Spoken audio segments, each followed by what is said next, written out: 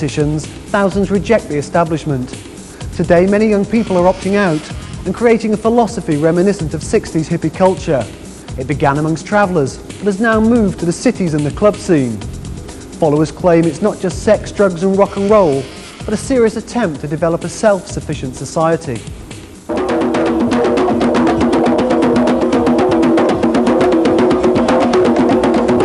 Parliament, the seat of government, the voice of the majority. But not a mile away is a centre where a vocal minority believe the system is collapsing.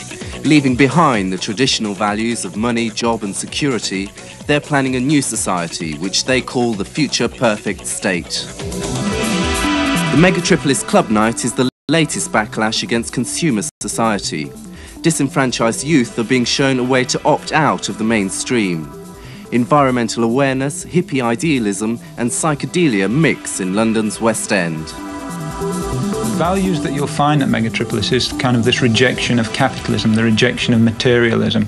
This is obviously something that's broader than just Megatripolis, because in times of recession, people have to reassess their values. We don't like society how it is at the minute. We want something different.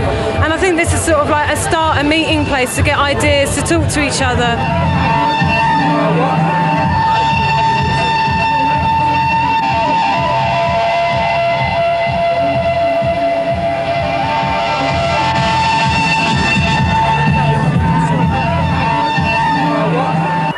Some of the ideology is derived from 60s psychedelia, which advocated taking hallucinogenic drugs to create a society based on peace and love.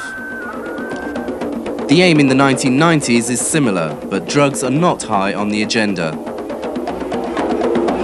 I don't take drugs, and I am full of the energy and life and spirit that this club preaches. Psychedelia and the psychedelic revolution, if you like, from the 60s is seen and is a situation where people open their minds to imagination and dreaming and creativity.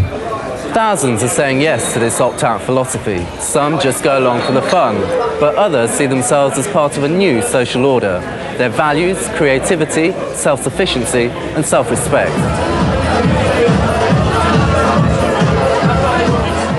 Megatripolis has taken the festival scene indoors. A collection of market stalls sell the paraphernalia of opt-out culture.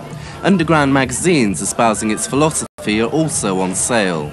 The evening begins at 9 p.m. when the faithful rally for lectures on everything from the New Age to Eastern mysticism.